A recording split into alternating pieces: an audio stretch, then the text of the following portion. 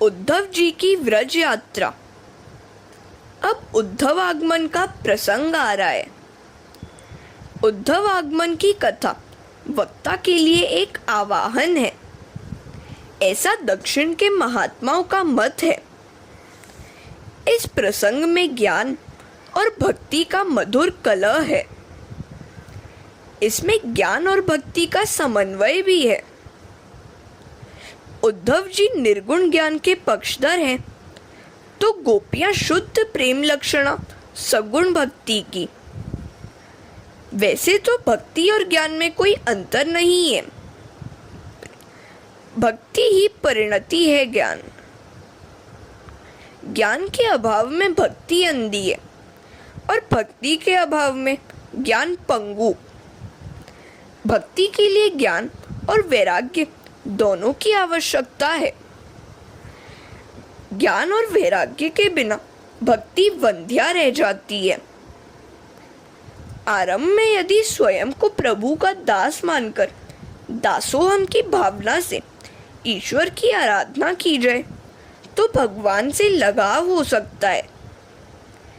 मान लो कि तुम भगवान के हो और वे तुम्हारे हैं। ऐसी अनुभूति होने पर ही देह भान भूलता है और तब मैं का अस्तित्व मिट जाता है तथा मात्र भगवान का ही अस्तित्व अनुभूत होने लगता है और आगे चलकर भगवान से तादात्म्य बढ़ता जाता है। दासोहम की अवस्था से सोहम की अवस्था की ओर प्रगति होती है। भक्ति ज्ञान है और ज्ञान भक्ति। वे जब एक हो पाते हैं तभी जीवन सार्थक हो जाता है। कुछ ज्ञानी मानते हैं कि उनको भक्ति की आवश्यकता नहीं है। वे भक्ति का तिरस्कार करते हैं।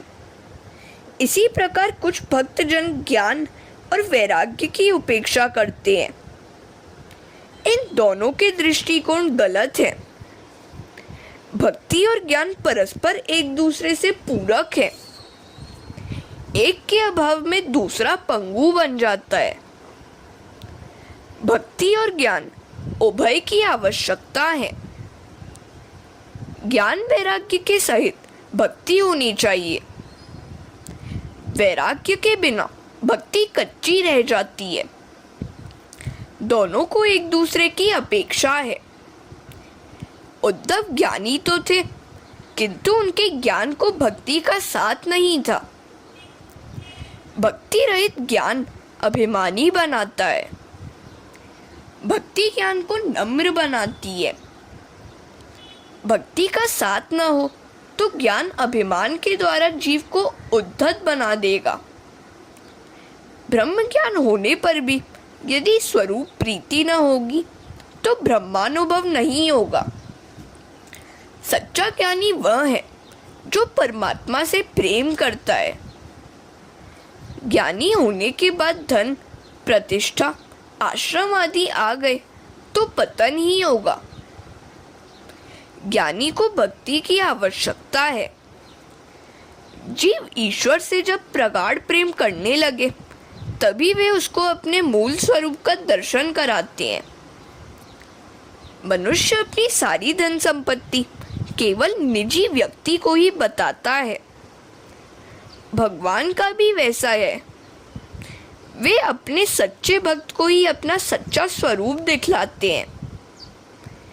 जब साधारण व्यक्ति भी अपने प्रेमी के बिना किसी को अपना अंतर नहीं दिखलाता है तो भगवान भी अपने भक्त के बिना किसी दूसरे को अपना रूप क्यों दिखलाए।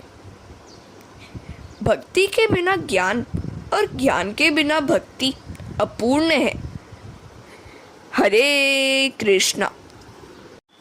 भक्ति को यदि ज्ञान का साथ न होगा तो ईश्वर की सर्वव्यापकता का अनुभव नहीं हो पाएगा। एक ही वस्तु में ईश्वर का अस्तित्व मानने वाला वैष्णव अधम है। हर कहीं ईश्वर को ही देखने वाला महान वैष्णव है। वैराग्य का साथ न होगा तो भक्ति घर के किसी एकाध झरोके से ही ठाकुर जी को देखती रहेगी।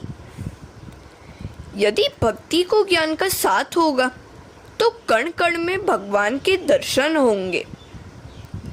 उद्धव जी का तत्व ज्ञान और गोपियों की प्रेम लक्षणा भक्ति दोनों अपने आप में महत्वपूर्ण है, किंतु उभय का समन्वय आवश्यक है।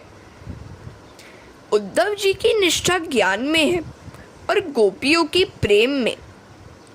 ज्ञान प्रेम के बिना शुष्क है, निरर्थक है।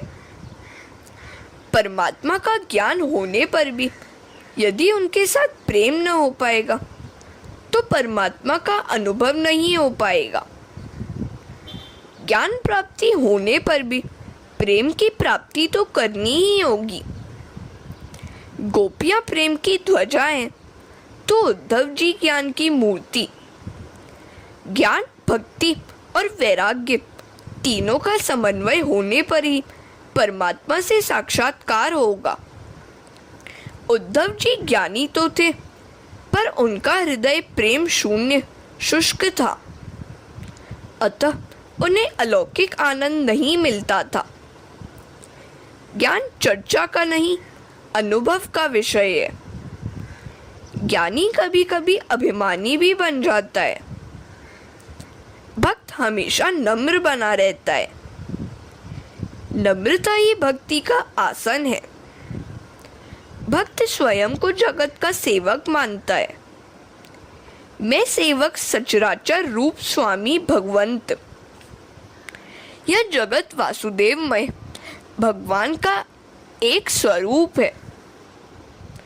वासुदेव सर्वमिति। गोपियों की भक्ति ज्ञानोत्तर थी, जबकि उद्धव जी तो यह भी नहीं जानते कि ज्ञानोत्तर भक्ति भी हो सकती है। उद्धव जी ज्ञान को ही सब कुछ मानते थे, सो उनको प्रेम लक्षणा भक्ति का पाठ पढ़ाने के लिए भगवान ने उन्हें व्रज में भेजा। श्री कृष्ण ने सोचा कि यदि गोपियों को ज्ञान का अनुभव हो जाएगा तो उनको दुख आदि नहीं सताएंगे, और उद्धव जी को भक्ति का अनुभव हो जाएगा तो उनका ज्ञान सफल हो जाएगा। उद्धव के ज्ञान में अभिमान का अंश था। गोपियों की प्रेम लक्षणा भक्ति के पुट से ज्ञान संवर जाएगा और उद्धव जी का कल्याण भी हो जाएगा। उनका ज्ञानाभिमान नष्ट करके उनका कल्याण करना है। गोपियों को उद्धव जी से ज्ञानार्जन हो जाए तो मेरा विरह उन्हें नहीं सताएगा। उनको अनुभव होगा कि मैं उनके समीप ही हूँ। मुझे गोपियों का भी कल्याण करना है और उद्धव जी का भी। उद्धव आगमन का पाठ करते हुए एकनाथ महाराज 3 दिनों तक समाधिस्थ हो गए थे। गुरुकुल में विद्याभ्यास पूर्ण करके श्री कृष्ण मथुरा आए। हरे कृष्णा। राजा उग्रसेन बड़े विवेकी थे। उसने भगवान से कहा, यह सारा राज्य आपका ही है, मैं आपका सेवक हूँ, आपकी आज्ञा मुझे शिरोधार्य होगी। श्री कृष्ण की गोकुल लीला समाप्त होकर मथुरा लीला आरंभ हो गई। अब वे मथुरा नाथ हैं। यहाँ ऐश्वर्य का प्राधान्य है। गोकुल के गोपाल अब मथुरा के अधिपति हैं। गाय चराने वाले कन्हैया की अब कई दास दासियां सेवा कर रही हैं। उद्धव जी भी श्री अंग की सेवा करते हैं। सभी प्रकार का सुख और ऐश्वर्य चरणों में उपस्थित है। जीवन ऐश्वर्यमय हो गया, किंतु भगवान ने व्रजवासियों के प्रेम को भुलाया नहीं है।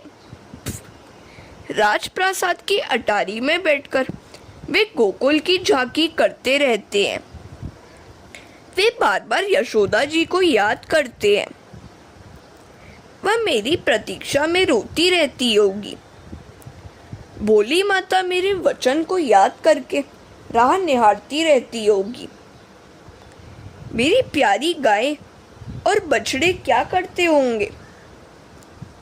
मथुरा की ओर मुंह करके मुझे पुकारते होंगे। मेरे बाबा भी तो मुझे याद करते होंगे।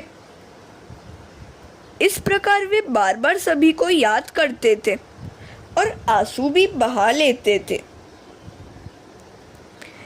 मथुरा में ऐश्वर्य तो था, किंतु प्रेम नहीं था।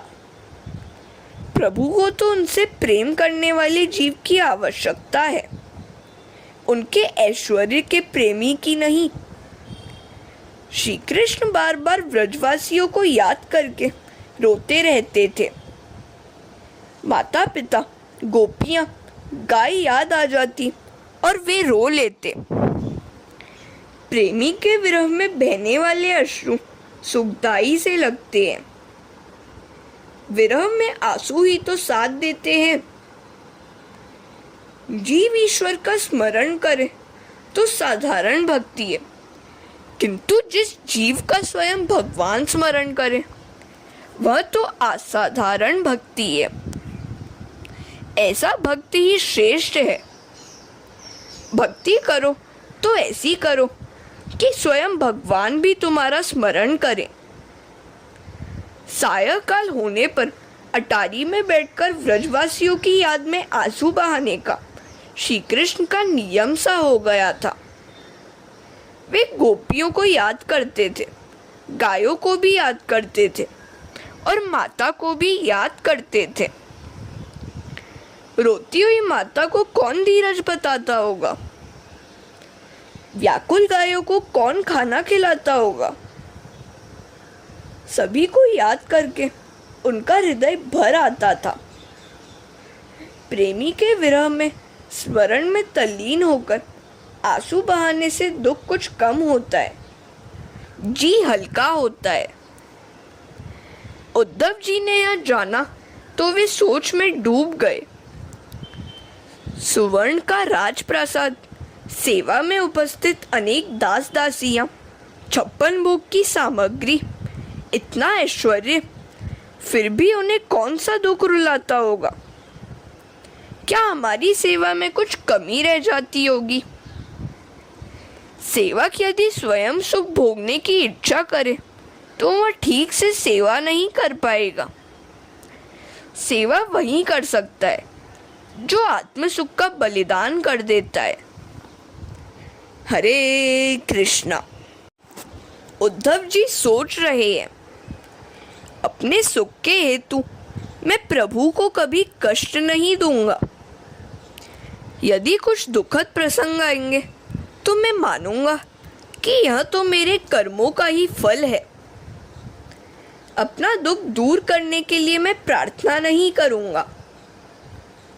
उद्धव जी ने सोचा कि प्रभु से उनके दुख का कारण पूछना ही चाहिए। वे अटारी में आए। उस समय भगवान गोकुल को याद करके रो रहे थे। उद्धव जी को आते हुए देखा तो उन्होंने अपने दुख को, आवेग को वश में करके स्वस्थ होने का प्रयत्न किया और आगे बढ़कर उद्धव जी का स्वागत किया। उद्धव जी वंदन करके बैठे। प्रेम प्रदर्शन की अपेक्षा नहीं रखता, वह तो हृदय में ही समाये रहना चाहता है। प्रेम केवल अपने प्रिय पात्र के समक्ष ही प्रकट होना चाहता है, अन्य किसी के आगे नहीं। सो प्रभु ने शांत होकर उद्धव जी का स्वागत किया। उद्धव जी प्रभु से कहते हैं, प्रभु जी, एक विशेष बात पूछने की इच्छा से आया हूँ। मैं यह कहना चाहता हूँ कि अन्य सभी सेवक सेविकाएं यथामति और यथाशक्ति आपकी सेवा कर रहे हैं, फिर भी आप प्रसन्न नहीं हैं। भोजन के समय भी आपका हृदय भर आता है। कल आप सोए हुए थे और मैं चरण सेवा कर रहा था, तो उस समय स्वप्नावस्था में आप राधे राधे पुकार रहे थे। कौन है वह राजा कौन है वह राधा जो आपके हृदय सिंहासन पर आसन जमाकर आपको सताती रहती है? आपका दुख मुझसे देखा नहीं जाता। श्री कृष्ण कहते हैं, उद्धव, सारी मथुरा में मेरा दुख पूछने वाले एक तुम ही निकले। क्या क्या बताऊं मैं तुम्हें। मेरे सच्चे माता पिता तो देवकी वसुदेव हैं, किंतु गोकुल में रहने वाले यशोदानंद जी भी तो मेरे माता पिता हैं। मेरी माता मुझे कितने दुलार से खिलाती पिलाती थी।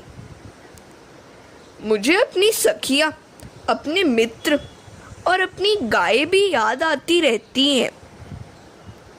सभी ग्वाल बाल मुझे अपने अपने घरों से लाई हुई खाद्य सामग्री खिलाते थे, कोमल पत्तों की सेज बनाकर सुलाते थे और मेरी गायों की रखवाली करते थे। मैं अपने माता पिता, मित्रों, सखियों को कैसे भुला दूं? जब मैं कालिया नाग के लिए यमुना में कूद पड़ा था तो सभी गायें रोने लग गई थी, और जब मैं सकुशल बाहर निकला तो आनंद से बावली हो गई थी। उद्धव, वे गायें मुझे बार बार याद आती हैं। उद्धव, वृंदावन की प्रेम भूमि छोड़ते हुए मुझे बड़ा दुख हुआ है। यहाँ मुझे मथुराधिपति बनाया गया, सब मेरी वंदना करते हैं, सेवा के लिए मारे मारे फिरते हैं, किंतु यहाँ मुझसे प्रेम करने वाला कोई नहीं है। मैं व्रज को भूल नहीं सकता। मेरी माता, सखियां आदि के जैसा प्रेम करने वाला यहाँ है ही कौन? मुझे मान ऐश्वर्य की नहीं, प्रेम की, स्नेह की अपेक्षा है। हरे कृष्णा। जीव अपात्र है, फिर भी प्रभु उसे धन, प्रतिष्ठा और प्रेम देते हैं। जीव दुष्ट है, किंतु प्रभु दयालु है। हमारे पाप के प्रमाण में तो भगवान हमें बहुत ही कम सजा देते हैं। मनुष्य आँख और मन से इतना तो पाप करता रहता है कि यदि उन सारे पापों की सजा भगवान हमें दे तो हमको पीने का पानी तक न मिले। फिर भी दुख और आश्चर्य की तो यह बात है कि लोग दिनों दिन नास्तिक होते जा रहे हैं। उद्धव, यशोदा का सा प्रेम मेरे लिए यहाँ दुर्लभ है। जब तक मैं न खाता था वह भी भूखी ही रहती थी। यहाँ पर भोजन सामग्री का तो ढेर है, किंतु कोई प्रेम से खिलाने वाला नहीं है। यहाँ तो मेरी भूख ही मर गई है। वहाँ तो जब कोई 1000 बार मनाए तब मैं खाता था। यहाँ तो ऐसे मनाने वाले कोई है ही नहीं। भोजन करने बैठता हूँ तो अपनी माता की याद आ जाती है। मैं भोग का नहीं, प्रेम का भूखा हूँ। जो आनंद गोकुल में था वह यहाँ नहीं है। वहाँ सखा, सखियाँ, गायें सभी मुझे याद करके रोते रहते होंगे। मैं व्रज को नहीं भुला पाता। ऊधो मोही व्रज बिसरत नाही, वृंदावन गोकुल वन उपवन, सघन कुंज की छाही। प्रात समय माता जसुमती, अरुनंद देखी सुख पावत। माखन रोटी दहियो सजायो, अति हित साथ खवावत। गो ग्वाल बाल संग खेलत, सब दिन हसत से रात। सूरदास धनी धनी ब्रजवासी, जिनसो हित जदुदात। उद्धव ज्ञानी तो है, किंतु प्रेम लक्षणा भक्ति की महिमा से अज्ञान है। बिना गुरु कृपा के प्राप्त ज्ञान विवेक युक्त नहीं होता है। जिसने गुरु कृपा के बिना प्रत्यक्ष ज्ञान पाया है उसे अभिमान घेर लेता है। उद्धव की भी यही दशा थी, सो भगवान उन्हें उपदेश देना चाहते थे। उद्धव कहते हैं, बचपन में गोप बालकों के साथ खेलते रहने की बात तो ठीक है, किंतु अब तो आप मथुरा के राजा हैं और राजा को गोप बालकों के साथ खेलने का विचार शोभा नहीं देता। आप व्रज को और सभी व्रजवासियों को भुला दोगे तो मथुरा का ऐश्वर्य आनंददायी बन ही जाएगा। ज्ञानाभिमानी उद्धव जी यह नहीं जानते हैं कि वह किसको उपदेश दे रहे हैं। श्री कृष्ण उनसे कहते हैं, अरे उद्धव जी, तुम मुझे व्रज को भूलने को कह रहे हो। मैं सब कुछ भूल सकता हूँ किंतु व्रज को नहीं भूल सकता। व्रजवासी भी तो मुझे बहुत याद करते होंगे। प्रेम अन्योन्य होता है। हाँ, व्रज भूलने का एक उपाय है। यदि वे मुझे भूल जाएंगे तो मैं भी उन्हें भूल जाऊंगा। हरे कृष्णा। श्री कृष्ण उद्धव जी से कहते हैं, उद्धव जी, तुम व्रज जाओ, वहां उनको वेदांत का उपदेश दो और सारे व्रजवासियों से कहो कि वे मुझे भुला दें। यदि वे मुझे नहीं भुला पावेंगे तो मैं भी उन्हें भुला नहीं पाऊंगा। संसार के सभी सुखों का त्याग करके वे सब मेरे लिए ही जी रहे हैं। मैंने वापस जाने का वादा किया था, सो वे मेरी प्रतीक्षा में प्राण टिकाए रख रहे हैं। तुम उनको उपदेश देकर निराकार ब्रह्म के उपासक बना दो। वैसा होने पर वे मुझे भूल जाएंगे और मैं उनको। मोह एक पक्षीय होता है किंतु प्रेम पारस्परिक होता है, अन्योन्य होता है। भक्तिहीन ज्ञानी वाचाल होता है पर भक्ति युक्त ज्ञानी मौन रहकर अध्ययन करता है। उद्धव जी के पास ज्ञान तो था किंतु भक्ति नहीं थी। वे कहने लगे, मुझे वहां भेजने के बदले प्रति सप्ताह एक एक पत्र भेजते रहिए। वे आपको पत्र लिखेंगे। इस तरह पत्र व्यवहार से प्रत्यक्ष मिलन सा आनंद होगा। प्रेम का संदेश पत्र से पूर्णता तो कैसे पहुंचाया जा सकता है? प्रेम तो प्रत्यक्ष मिलन पर ही पूर्णता व्यक्त किया जा सकता है। प्रेम को संदेशों ऊधो पाती न पठाए। पत्र में इच्छानुसार सब कुछ कैसे लिखा जा सके? पत्र में लिखते समय बहुत सी मर्यादाएं बाधक हो जाती हैं। प्रेम तत्व से उद्धव जी परिचित नहीं है। पत्र में लिखा जाता है, हमेशा याद करने वाली। अरे, ऐसा कभी हो सकता है? विचार और व्यवहार में अंतर होता है। सो पत्र में सब कुछ खुलकर सच्चा लिखा नहीं जा सकता। उद्धव जी क्या जाने कि श्री कृष्ण और गोपी तो एक ही हैं। वे पत्र लिखने का आग्रह करते हैं। ज्ञानी पुरुष भक्त हृदय की बातें नहीं जानते। उद्धव जी प्रेम का रहस्य जानते ही नहीं थे। श्री कृष्ण उद्धव जी से कहते हैं, उद्धव जी, पत्र लिखने का तो मैंने कई बार प्रयत्न किया किंतु लिख ही नहीं पाया। लिखूं तो क्या लिखूं? मैं अपनी माता को पत्र के टुकड़े से कैसे धीरज बधाऊं? वह तो मुझे निहार कर, गले लगाकर, खिला पिलाकर ही शांत और संतुष्ट हो सकती है। श्री कृष्ण ने कई बार यशोदा को पत्र लिखना चाहा किंतु वे ऐसा सोचकर रुक जाते कि पत्र पढ़कर माता और अधिक याद करके दुखी ही होंगी। एक तो वह इधर आता नहीं है और पत्र भेजकर और दुखी करता है। कृष्ण पत्र में यशोदा शब्द लिखते ही रुक जाते।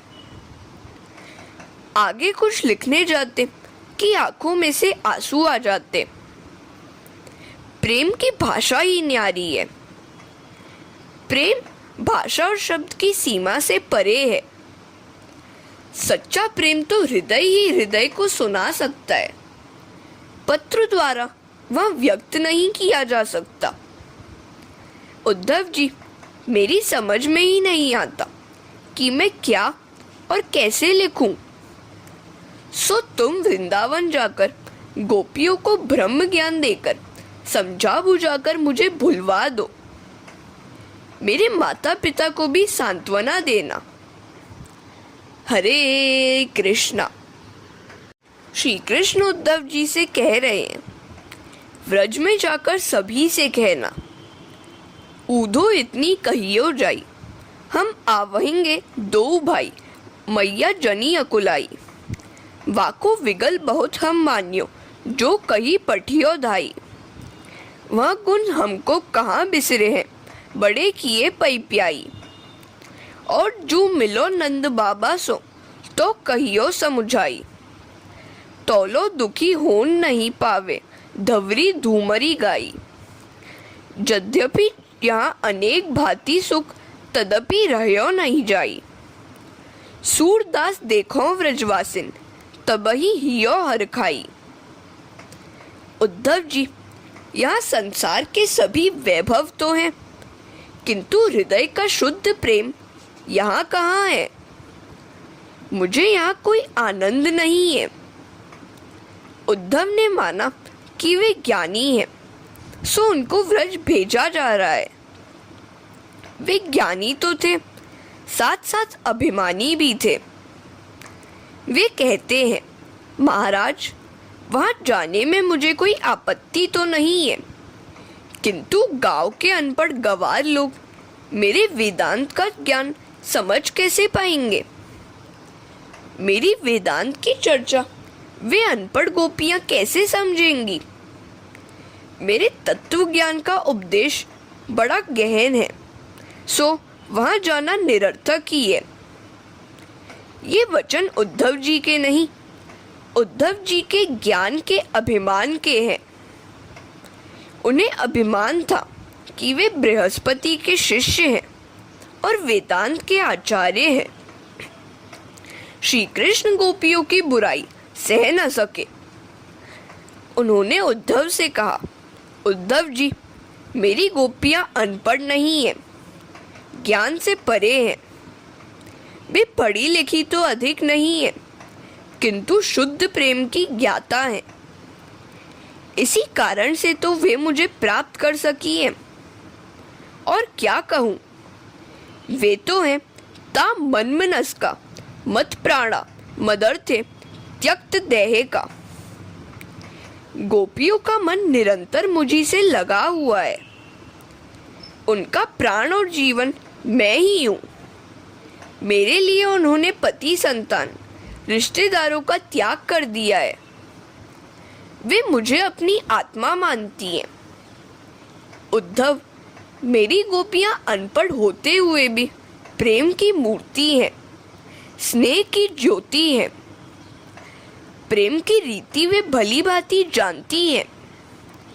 उद्धव, मेरी गोपियों को ज्ञान की आवश्यकता है और तुम्हें प्रेम की, भक्ति की, सो तुम्हें वहां जाना ही होगा। मात्र अकेले ज्ञान से या अकेली भक्ति से मनुष्य पूर्ण नहीं होता। जीवन में ज्ञान और भक्ति दोनों का समन्वय करके प्रेममय जीवन जीकर प्रभु की प्राप्ति करनी है। शब्द ज्ञानी को नम्र बनने में कुछ समय लगता है। उसके दिल में ज्ञान की अकड़ होती है। अभिमान उसे नम्र बनने से रोकता है। विनय अपने साथ सद्गुण लाती है और अभिमान दुर्गुण। भगवान जानते थे कि अभिमानी उद्धव गोपियों को वंदन तक नहीं करेंगे। वंदन किए बिना कल्याण कैसे होगा। सो उन्होंने आदेश दिया कि गोपियों को वंदन करना। उद्धव जी की तो इच्छा नहीं थी, फिर भी भगवान के आग्रह के कारण व्रत जाने को वे तैयार हुए। आपका आदेश ही तो है, तो मैं वहाँ नंद जी, यशोदा जी, गोपियों और गोपालकों को उपदेश दे आऊंगा। हरे कृष्णा। प्रभु उद्धव जी से कहते हैं, उन सबसे कहना कि उनका कन्हैया उन सबको याद करता है। माता से कहना कि वह मेरे बिछोह में रोए नहीं। प्रभु ने इस प्रकार सारी रात उद्धव को समझाया। प्रातः काल में उद्धव जी जाने लगे तो श्री कृष्ण ने अपना पीतांबर और वैजयंती माला प्रसाद के रूप में देते हुए कहा, उद्धव जी, तुम मेरे इन प्रसादियों को धारण करके ही गोपियों से मिलने जाना। मेरी गोपियां न तो किसी परपुरुष को देखती हैं और न परपुरुष से बोलती हैं। वे मेरा यह पीतांबर देखकर तुम्हें मेरा दूत मानेंगी। उन्हें विश्वास हो जाएगा कि तुम मेरे हो। वे मान लेंगी कि यह तो अपने श्याम सुंदर का अंतरंग सखा है। ऐसा विश्वास हो जाने पर ही वे तुमसे बात करेंगी।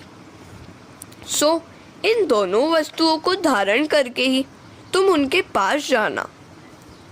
उद्धव, तुम भाग्यशाली हो कि व्रज भूमि में जा रहे हो।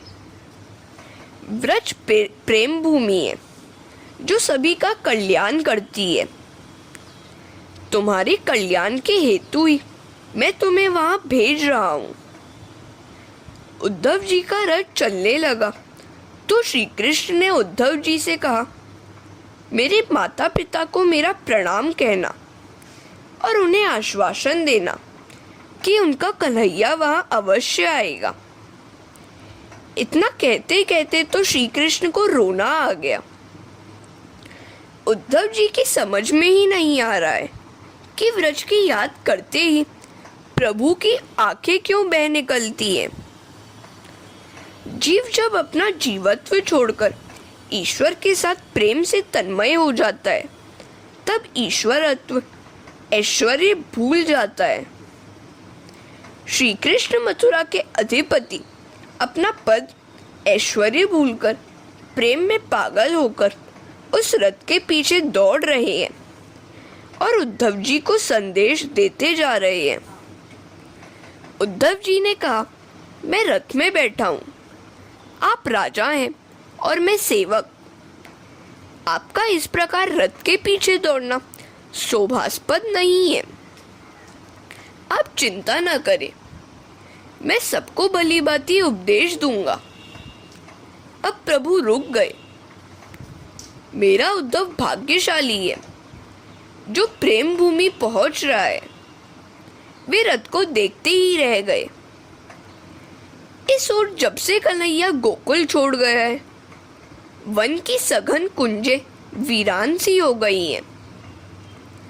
यमुना का जल गोपियों के आंसुओं की धारा सा लग रहा है। गायों ने घास खाना छोड़ दिया है और मथुरा की दिशा निहारती रहती है। श्याम विरह में हर कोई व्यथित व्याकुल है। एक सखी ने व्यथा को इन शब्दों में वाणी दी है, बिनु गोपाल बैरिन भई कुंजे, तब वे लता लगती अति शीतल, अब भई विषम ज्वाल की पुंजे। वृथा बहती जमुना खग बोलत, वृथा कमल फूले अली गुंजे। पवन पानी घनसार सजीवनी, दधित सुत किरण भानु भई भुंजे। ये ऊधो कहियो माधव सो, विरह करत कर मारत लुंजे। सूरदास प्रभु को मग जोवत, अखियां भई बरन जो कुंजे। जब से कन्हैया मथुरा से गया है, नंद यशोदा ने अन्न का एक दाना भी मुंह में नहीं रखा है। जब तक वह नहीं लौटेगा हम नहीं खाएंगे। न रात को नींद आती है और न दिन को चैन। हरे कृष्णा। श्री कृष्ण विरह से व्यथित व्रज की दशा। कृष्ण विरह में जीव अकुलाएगा, छटपटाएगा और आंखें बरसने लगेंगी तो मन की मलिनता धुल जाएगी। बाहर का जल शरीर को धोता है, विरह अश्रु हृदय की मलिनता को धोते हैं।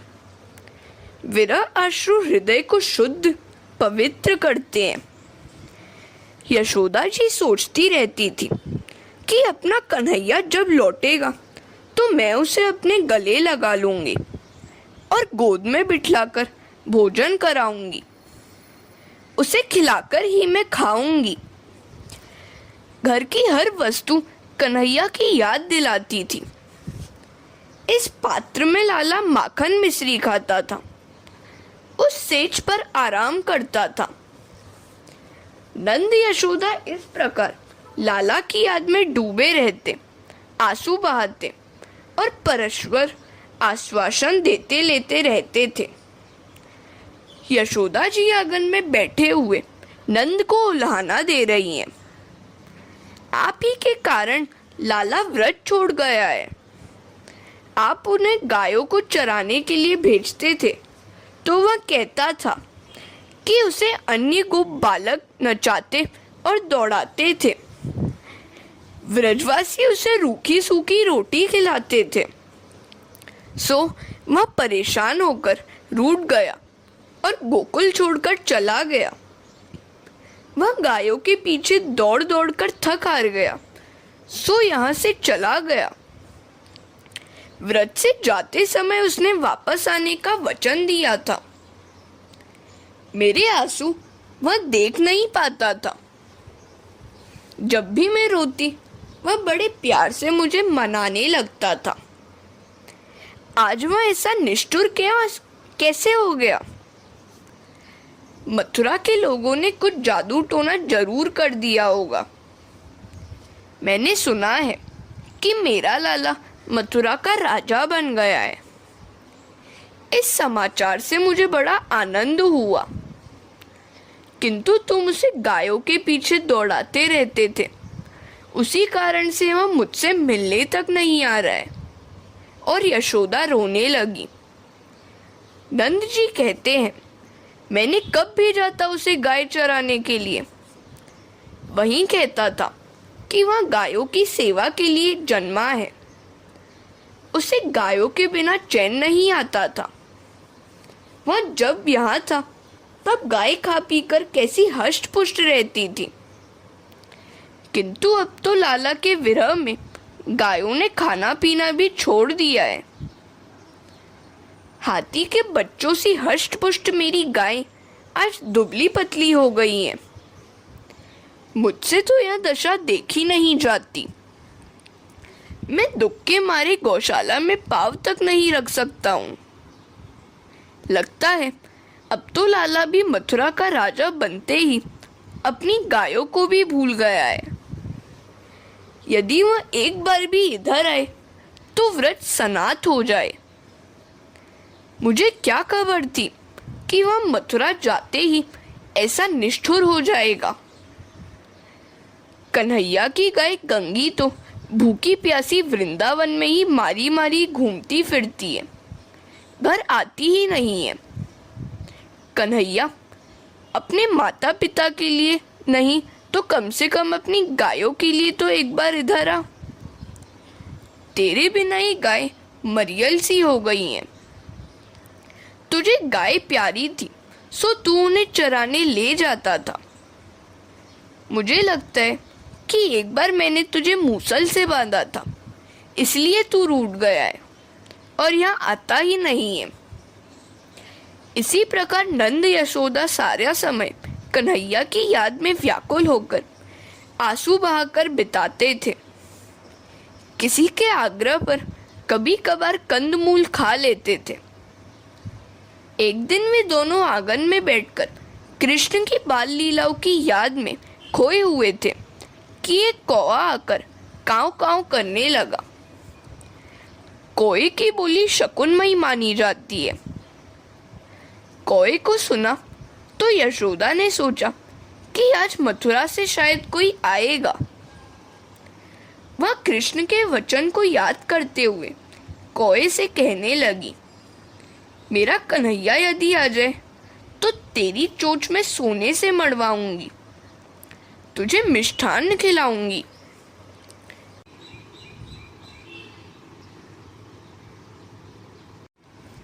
कन्हैया के आगमन का समाचार देने वाले की मैं जन्म जन्म सेवा करूंगी। कोए, मेरा लाला कब आ रहा है?